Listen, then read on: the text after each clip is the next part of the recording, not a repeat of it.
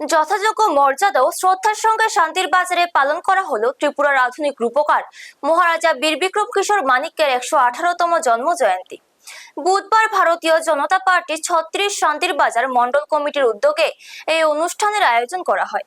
এদিন শান্তির বাজার নতুন ব্রিজ সংলগ্ন এলাকায় অবস্থিত মহারাজা বীর বিক্রম কিশোর মানিক্যের প্রতিকৃতিতে মাল্যদান ও পুষ্পার্ঘ্য অর্পণ করেন উপস্থিত দলীয় নেতৃত্ব কার্যকর্তারা।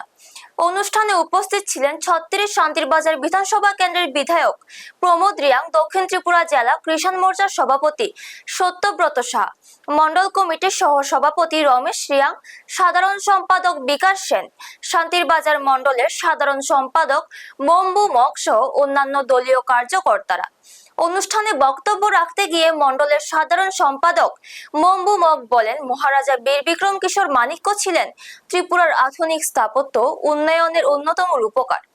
শিক্ষা, স্বাস্থ্য ও পরিকাঠামো সহ বিভিন্ন ক্ষেত্রে তার দূরদর্শী চিন্তা ভাবনা আজও ত্রিপুরাবাসীকে অনুপ্রাণিত করে।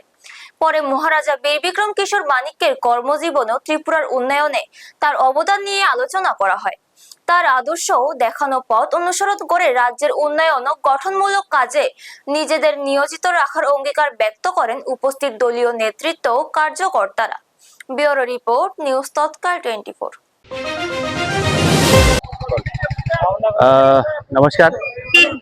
আজকে ভারতীয় জনতা পার্টি 36 শান্তিবাজার মন্ডল কমিটির উদ্যোগে ত্রিপুরা আধুনিক ত্রিপুরা রূপকার ত্রিপুরার যে সর্বশেষ মহারাজ বীর বিক্রম কিশোর মানিক্য বাহাদুরের 118তম জন্ম জয়ন্তী উপলক্ষে আমরা শান্তিবাজারে আমরা ওনার যেই মূর্তি স্থাপন করেছিলাম, ওনার মূর্তি অর্থাৎ প্রতিকৃতিতে পুষ্পার্ঘ্য এবং মাল্যদান সম্পন্ন করেছি। তো আজকে আমাদের এই মহতী অনুষ্ঠানে উপস্থিত আছেন আমাদের 36 শান্তিবাজার বিধানসভা কেন্দ্রের জনপ্রিয় বিধায়ক শ্রী প্রমোদ রিয়াং মহোদয়।